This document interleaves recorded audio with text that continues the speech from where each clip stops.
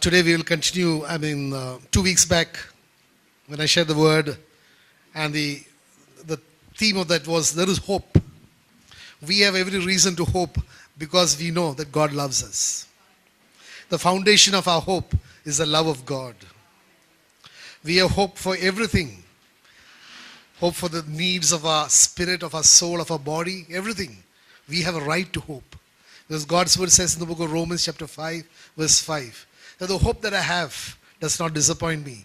Because I know about the love of God which has been poured out into my heart by the Spirit of the living God. Say amen to that. Hallelujah. Hallelujah. So today I want to just continue on that theme. See, we have hope even for salvation, not depending upon our circumstances. If you go to the book of Exodus chapter 12, we know God's people were in bondage in Egypt, and God at the appointed time brought Moses to take his people from captivity into freedom. He did it in an extraordinary way which no man could even fathom or understand. Can you even think of slaves just defying the mighty army of Egypt? The Pharaoh, probably the known greatest power, military power, having the guts for Moses to go and say, let my people go.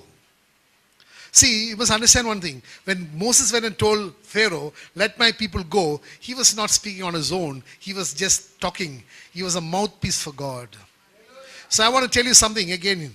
When you are faced with even a great army or any oppression, if you speak God's word, if you prophesy God's word upon your life, it is not you who is speaking, it is God's prophetic words that you are speaking.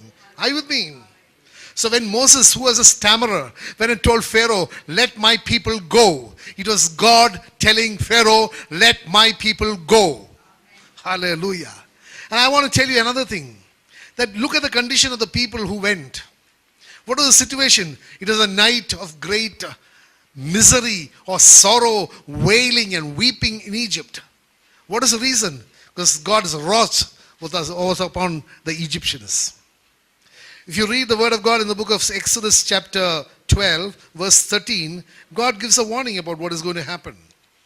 The book of Exodus chapter 12, verse 13. It says, now the blood shall be a sign for you on the houses where you are. And when I see the blood, I will pass over you. And the plague shall not be on you to destroy you when I strike the land of Egypt. See, God is giving them actually a blessing that I shall not, the angel of death, when he passes over Egypt, it will not harm you. So that is a blessing. Earlier, last time when we ended the talk, we heard about how Jacob got a blessing. Jacob got a blessing from his father Isaac just because he wore the garment of his brother Esau. So today, if we wear the garment of righteousness of Jesus, you will be blessed by God.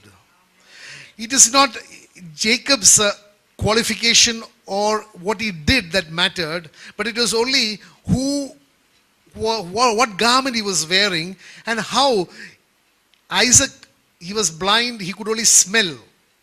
He could only smell the smell of Esau. Today I want to tell you, if you have the garment of Jesus Christ upon you, nobody can differentiate who you are, but they will be only seeing Jesus in you. Because I want to tell you, if you read the book of Exodus chapter 12 again, verses 22 to 23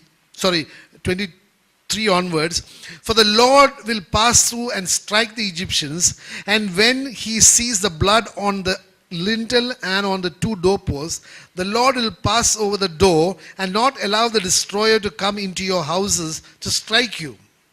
And you shall observe this as an ordinance. And how it was to be done, the earlier verse says, and you shall take a bunch of hyssop, dip it in the blood that is in the basin, and strike the lintel and the two doorposts with the blood that is in the basin, and none of you shall go out of the door of his house until morning. So I want to ask you one thing. What was the spiritual quality of those people who were in those houses? What was their relationship with Jehovah? Were they holy? Were they sinners? Were they just neutral people? What was the spiritual condition of the Israelites on that night? Can any of you guess? None of us can guess actually. You don't know who was a sinner and you don't know who was a saint. But the angel of death did not look neither for the sinner nor for the saint. But the angel of death looked for the blood. Are you with me? Today I want to tell you, my dear brother, my dear sister, as believers, we need to get into a deeper knowledge and an understanding about the righteousness that is in Jesus. Many people think that salvation is something which is dependent upon my work, how I obey the laws. I'm not trying to tell you, even suggest in any way that you should be a transgressor of the law.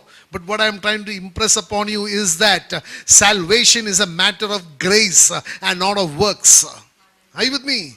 So as the angel of death only sought those houses where the blood of the lamb was sprinkled on the doorpost and on the lintel, and not on the qualification of the people who are in the house. Similarly, the God's righteousness, when it covers you, you are justified from every sin that you have committed, and you are entitled to the salvation that Jesus Christ won for you at the cross at Calvary. Are you with me?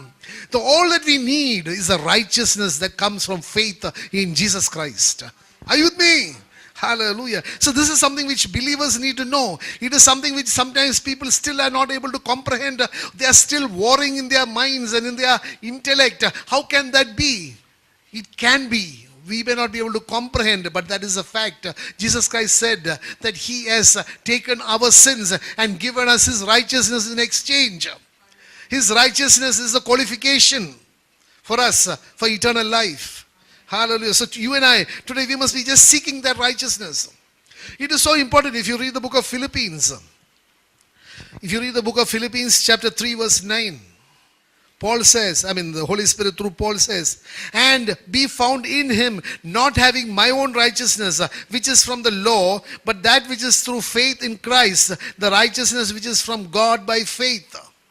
So why I am saying this is that it is not my qualification which determines whether I am entitled to eternal life, but it is the righteousness of Jesus in my life that qualifies me to eternal life.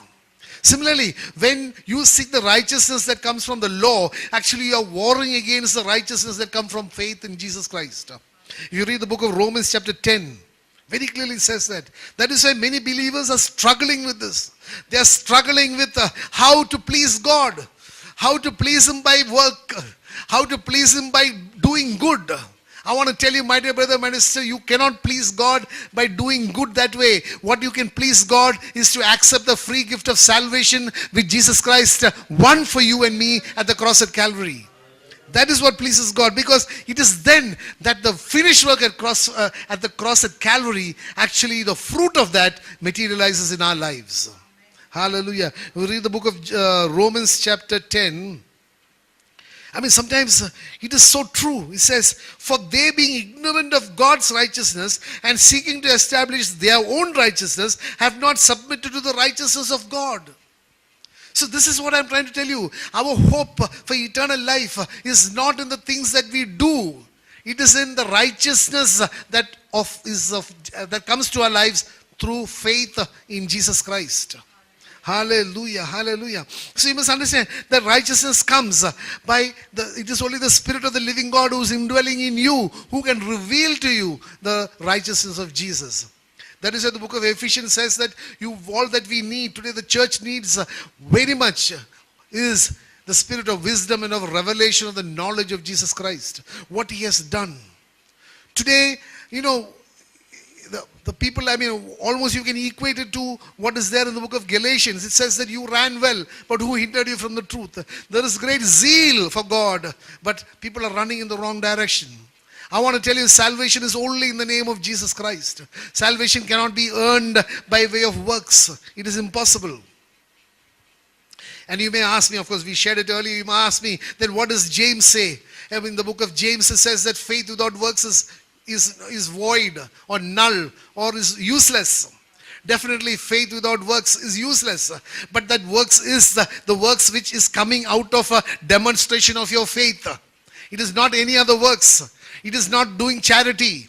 It is not doing anything good for your neighbor. That is not the works that the word of God is talking of. But it is talking of a works where Abraham, on his life, there was a great promise that out of God is going to give him a son, and out of the son he is going to have generations. Then the number of that which is going to be as much as the stars in the firmament and the sand in the seashore. There was a promise resting with him, and then God asked him to sacrifice Isaac. The work of sacrificing Isaac is the work that faith demonstrated. Because he says that God is able to raise up children even out of stones. Are you with me? So the work that James is talking of is a work which comes out of demonstrating your faith in God's word. Not out of a work which you do for your neighbor. Are you with me? Not out of a work which you do society. Not out of a work which you do to help like people, this is where people so badly mistake. They feel that doing good to society, people around, is the means of salvation. Definitely, I want to tell you, my dear brother, my sister, you are on the wrong track. Because if that was the means of your salvation, there was no need for Jesus Christ to die at the cross at Calvary. Are you with me? So the work that James in his epistle is talking of is a work in demonstration of your faith. If you have to give up something for standing for your faith, then that is a work. If you have to deprive yourself of something for standing for your faith in Jesus Christ, that is a work. Not helping the neighbor. That is good. You must. Because God says that you will love your neighbor as yourself. That is the second commandment. But there is no second commandment without the first commandment. In the order, in the priorities, there cannot be a second unless there is a first. And first, God says, is the most important commandment. That you love your God with all your heart, your soul, mind, and your strength. Hallelujah. Today we need to understand that. We need to come into that understanding that what we need to do is to love God above all things. I was talking to someone yesterday, 2 days back or whatever it is. She was telling me about, people wanting to obey the word. See, even obedience to the word can arise of two reasons. Are you with me? Obedience to the word can arise of one, of a fear that I am transgressing God's law. And obedience to the word can also arise out of loving your God. Are you with me? One is a ritualistic, it is a legalistic obedience, which is not acceptable to God. You are still in the law, and the law kills. But an obedience to the word out of love for God is something which does not take any effort from your side. The other, you will be struggling with it. You will be struggling to obey God's word. You have got a great zeal for God. You want to obey. You do not want to transgress any law. That, my dear brother, my dear sister, is not what God wants you to do. He wants you to love Him, because God's word says, if you love me, you will keep my commandments. See, the keeping the commandments will become an automatic nature in you. It will become something which is not forced, which is not as a result of any effort on your side. It will be something as natural as you breathe. Do you take any effort to breathe? No. Because you're alive. Are you with me? The other is you are struggling. There are so many believers struggling to obey God's word. I don't know whether I'm getting across. If you just so our priority must be, first you love the Lord. Maybe irrespective of your situation, of your condition, of your sinful nature, you take a decision, Lord, I love you because you died for me. Then the other things will automatically fall in place. Are you with me?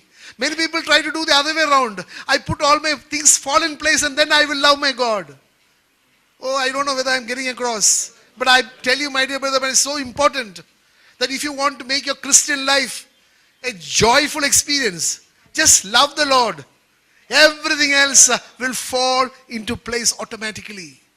Because the Lord will ensure. You know why I'm selling this? Because the book of Ezekiel says that I will put into you a new spirit.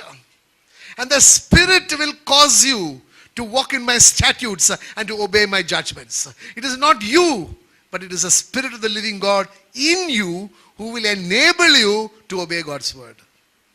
Are you with me? So we need to understand that. So let us not be believers who are struggling to love God. Nobody, can you ever imagine a husband struggling to love his wife? Or a wife struggling to love her husband? No. It should be something which comes naturally. Hallelujah, hallelujah. So you will find again the book of Job 34 verses 14 to 15. It says that it is, everything is sustained by the Spirit of the living God. Just read that. Book of Job, chapter 34. Everything that we have is sustained by the Spirit of the living God. 14 and 15 says, if he should set his heart on it, if he should gather to himself his spirit and his breath, all flesh would perish together and man would return to dust. So we are all put together, we are all sustained, we are all upheld by the Spirit of the living God. Are you with me? Just like in the book of Hebrews, it says that he upholds all things by the word of his power. It is God who upholds everything. So if it is his Spirit if it is God who is upholding us, we are so secure. We have hope in everything. There is no need to be afraid of anything. Because fear is a demonstration of your lack of faith. Jesus said, oh you of little faith. Are you with me? When his own very dear disciples said, Lord, do you not care that we are going to perish in the boat when there was a tempest? He said, oh you of little faith. So the thing is, we should not fear. You won't have fear when you have hope. Otherwise, they're two contradictory things. See, when I have hope, there is no place of fear. As a epistle of John says, perfect love casts out all fear. So what we need to understand is that I have hope because I know my God loves me. If that knowledge of God's love is embedded in your heart, then I want to tell you, you are going to walk out of this place a victorious Christian. Nothing can fear. There may be trials, tribulations, things coming against you, but it cannot make you hopeless. Are you with me? It cannot make you a person without hope, because you know at the back of everything there is a God who knows your situation, there is a God who can come into your situation, and there is a God who can change the situation. Are you with me? Because as the word says in the book of Romans chapter 4 verse 21, that he who promised is able to perform. That was a knowledge which prompted Abraham to believe. Because Abraham had a hope, a knowledge that my God, if he promised, he can perform it. And he will perform it. Hallelujah. How many of you have that hope? Hallelujah. Praise the Lord. Hallelujah. Hallelujah. So you'll find again the book of Genesis chapter 9. You'll find that, the Holy Spirit is available actually for all of creation, if you look at it that way. It is not just for some human beings. I mean, that's what the word says. Let's read the book of Genesis chapter 9, verses 15 to 19. He says, and I will remember my covenant, which is between me and you and every living creature of all flesh. The waters shall never again become a flood to destroy all flesh. The rainbow shall be in the cloud, and I will look on it to remember the everlasting covenant between God and every living creature of all flesh that is on the earth. Why I'm saying that is, God's word says that look at the sparrows. Look at them. If they have a provider. Hello? If they have a provider, they do not sow, they do not reap, they do not weave. But if there is a provider for them, then how much more will he not provide for his children? So God even has a covenant with all creation that I will protect you and provide you. My dear brother, my sister, then children of God are the greatest concern of his. So today we must understand, that is a hope that I have. Look at a small child. He has so much confidence in his parents. He does not question. He knows, here is a person who's going to provide every need of mine. That is why God says, unless you become like little children, it is not the age, it is not the size that God is talking of. It is a mental attitude. It is your attitude to God, that if you are like a little child, having trusting faith in God, then you are already in the kingdom of God. Because you are under his protection and his provision. Hallelujah. Again, the book of Galatians chapter 3. Verse 28 and 29 says, this promise is for everybody. It is available for everybody. It is not available only for some denominations. Unfortunately, many people feel that unless you are in this denomination or in that denomination, you will not be saved. I want to tell you, God so loved the world, even the sinner and the saint He loved equally, that everyone who believes in the Son shall not perish but have everlasting life. Hallelujah. So salvation is a right of everybody who accepts Jesus Christ as a Savior.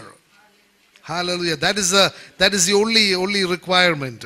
Hallelujah. Book of Galatians. And at this point I want to tell you, Jesus Christ never came to establish any religion. He only came to establish a relationship with the Father Jehovah had with Adam and Eve, which was lost because of sin.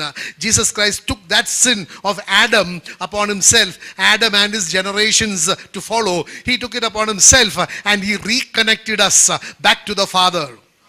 It is very clear, because earlier we needed a medium or an intercessor to plead for the sins of the people, and he could go before in the Holy of Holies once a year only with the blood of bulls or lambs, and that too for his own sins.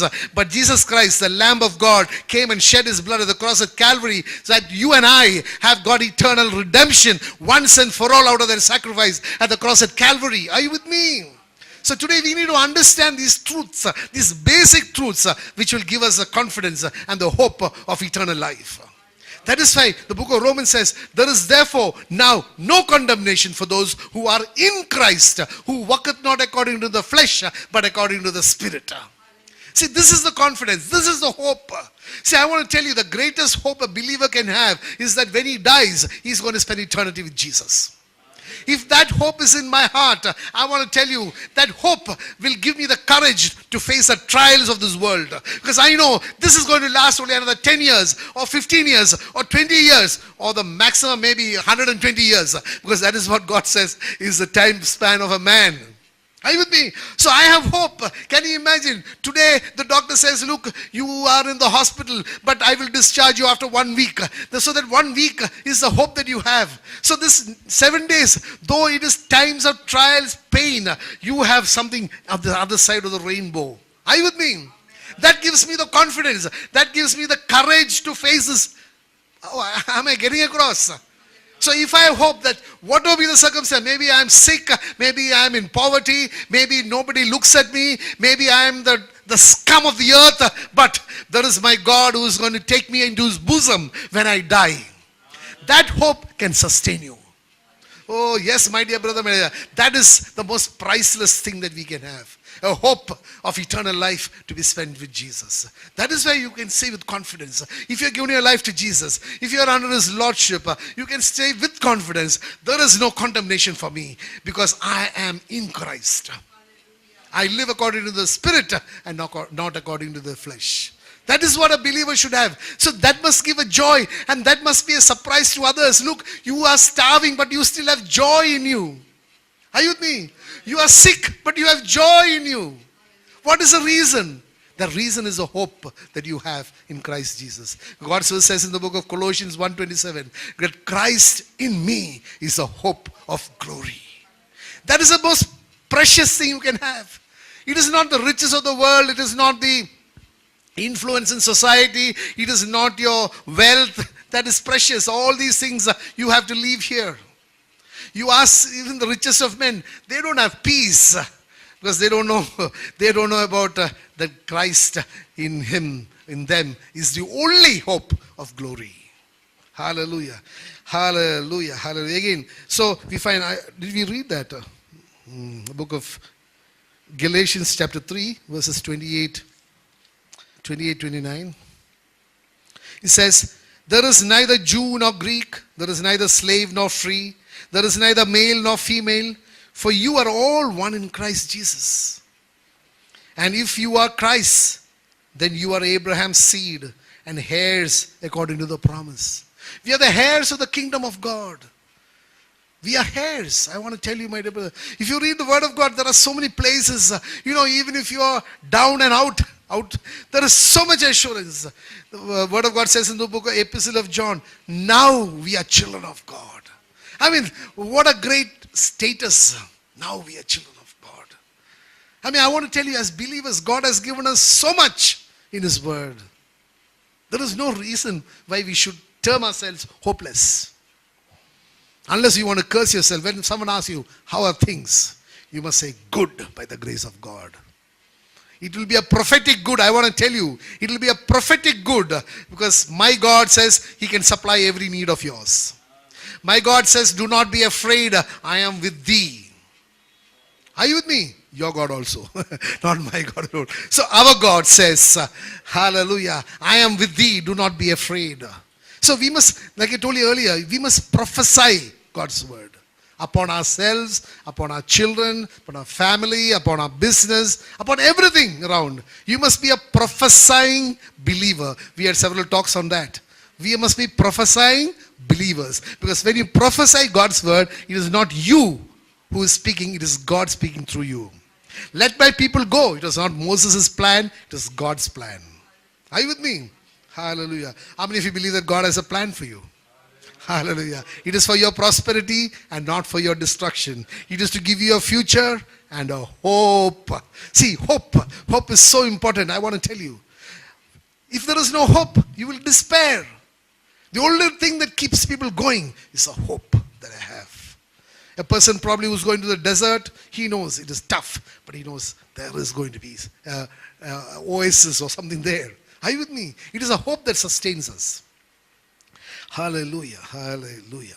Again, you'll find the measure of that we can get of the presence of God, of the fullness of God, is according to how much we are open to Him. Are you with me? How much we are open to Him, He will fill you to the full. If you open yourself only little, He will fill you only little. If you open yourself more, He will fill you to the full.